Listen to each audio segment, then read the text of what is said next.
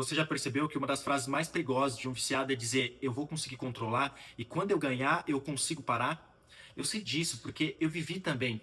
E eu também falava isso. Durante muito tempo eu acreditava que eu estava no controle, eu acreditava que eu apostava para ganhar dinheiro e aquilo não era um vício, era uma estratégia inteligente para ganhar dinheiro rápido.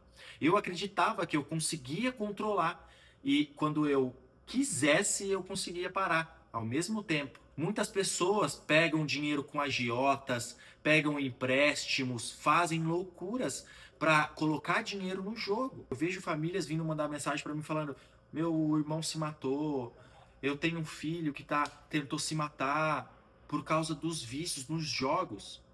Mas no começo, a gente sempre acredita que a gente toma essa decisão consciente de jogar. E agora eu quero te fazer uma única pergunta. Depois de tudo isso que você passou, ou talvez você esteja passando por tudo isso que eu acabei de comentar, você acredita que algum dia realmente você esteve no controle? Meu nome é Gabriel Honrar e eu já vivi o vício nas apostas. Hoje eu sou psicanalista com formação em neurociência comportamental e entendo exatamente o que o vício em jogos fez comigo e está fazendo com você e está fazendo com cada família brasileira. Porque primeiro você aposta achando que é só brincadeira. Depois vem aquela fase da negação, onde estão as derrotas e as dificuldades, elas começam a aparecer. E você não aceita que perdeu. Você insiste, você insiste, você insiste. Depois vem toda aquela justificativa e aí começa a pisar na mamona. Porque aí, meu amigo, o buraco é muito fundo. E aí você percebe que aonde se meteu não consegue resolver mais sozinho. E aí você quer procurar ajuda. Mas hoje eu quero compartilhar uma percepção que eu só tive depois de estar onde estou. Depois de todo o processo que eu passei, porque eu já fui do fundo do poço, sim, eu já fui, e hoje eu sou luz novamente. Hoje eu consigo inspirar as pessoas. Eu basicamente saí de um vício à cura. Hoje eu entendo isso, e somente depois de ter passado por todo esse processo que eu passei, eu posso dizer uma coisa única e muito importante. Uma pessoa ela só está no controle quando confessa para todos, quando fala abertamente sobre o problema, cria esse compromisso de investir e a ajuda acima de tudo, honrando com a palavra, cara, de resolver a situação e dar a volta por cima, usando a mesma energia que te levou para o vício para te reerguer, para inspirar as pessoas, para te reconstruir. Mas o que acontece é que a maioria das pessoas que estão já nos vícios, já perderam tudo e já estão no buraco, elas contam para a família, elas é, prometem que vão parar, que elas ficam devendo até as cuecas, agiota em cima, um monte de problemas, aí elas resolvem falar. Aí a família pega e abraça, e a pessoa chora, e conta aquela história, a família vai lá e paga a conta e resolve para ele. Por quê? Por que que a família resolve desse jeito e por que que ele volta? Porque a família, ela basicamente ela não sabe lidar com esse problema e a pessoa apenas interrompe esse sintoma, mas não trata a verdadeira causa. Então ela paga para a pessoa parar e ela promete que vai parar, mas ela acaba voltando. É como se você tivesse uma dor crônica, entende? E aí tomou uma morfina para aliviar a dor, mas a dor ela passa por um momento e depois ela vai voltar, obviamente. Agora, presta bem atenção. Eu quero fazer uma outra pergunta bem simples para você. Quantas vezes você prometeu que ia parar de jogar e quantas vezes você prometeu que seria só mais dessa vez? Quantas vezes você teve as recaídas? Essa resposta, às vezes, ela vai te revelar mais do que você imagina. Isso é fato. Porque existe sim uma diferença enorme entre você tomar uma decisão e entre você conseguir sustentar essa decisão. E foi exatamente isso que me trouxe até aqui nesse vídeo, porque as ações de 90% das pessoas que jogam, elas apresentam essa mesma contradição. E eu não estou falando aqui porque eu sou uma pessoa desconhecida do assunto. Eu conheço e conheço muito bem. Eu conheço cada pessoa que eu falo, que vem até mim e que jogava e que joga pedindo ajuda. Eu entendo isso. A pessoa sempre fala que tenta parar, que tentou parar e é difícil de parar sozinha. Verdadeiramente, a pessoa ela vai voltar sempre na primeira tentativa. E é sempre um caminho muito árduo. Muitas vezes, só depois da 10ª promessa, Depois de afundar cada vez mais, é que o cérebro ele começa a entrar nesse confrontamento da realidade e ele fala assim, pô, meu amigo, realmente a gente está num buraco sem fundo, a gente tentou, já faz anos aqui, eu não aguento mais essa dor. E esse caminho a gente viu que não tá dando, a gente não tá suportando. Entende?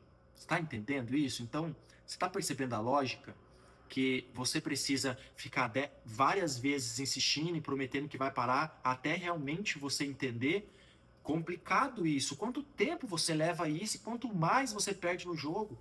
Se realmente você acredita que consegue parar, por que não é tão difícil de. Por que é tão difícil de sustentar o que a gente fala?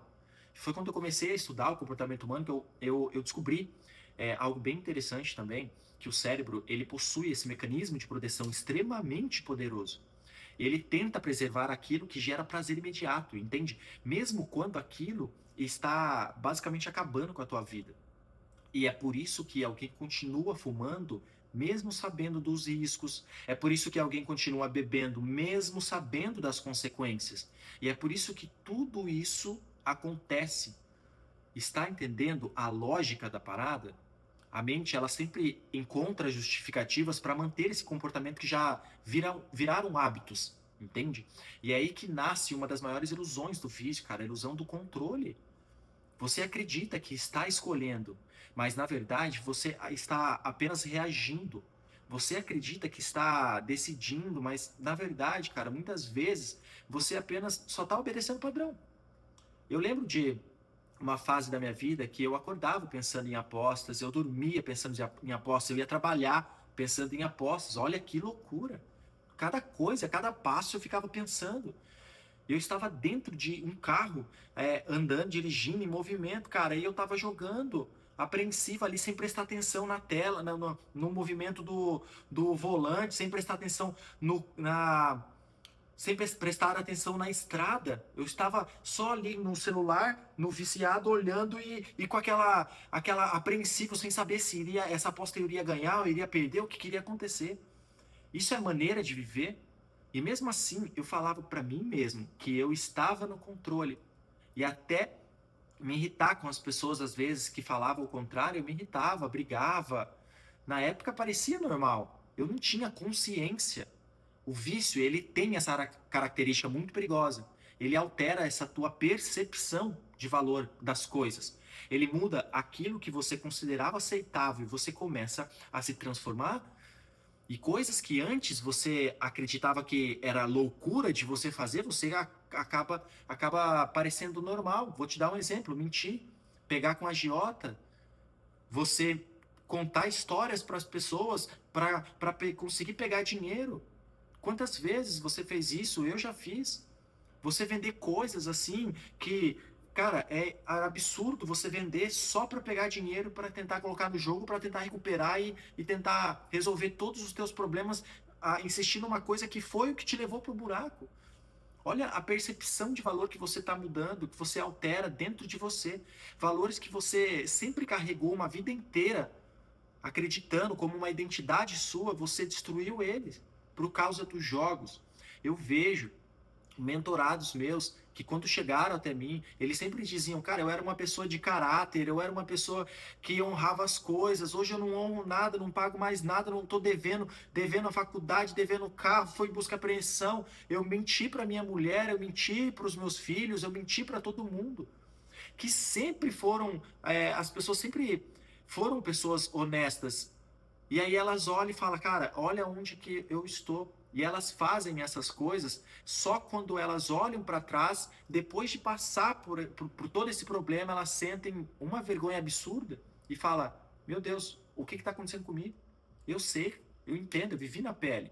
Quando você está nessa prisão, você sim faz coisas impensáveis. Você começa a se adaptar a esse caos sem perceber. Até que um dia essa bomba ela vai explodir no teu colo e você olha para trás, cara, e vai se perguntar como que você chegou até aqui. Eu me perguntei como eu cheguei até aqui.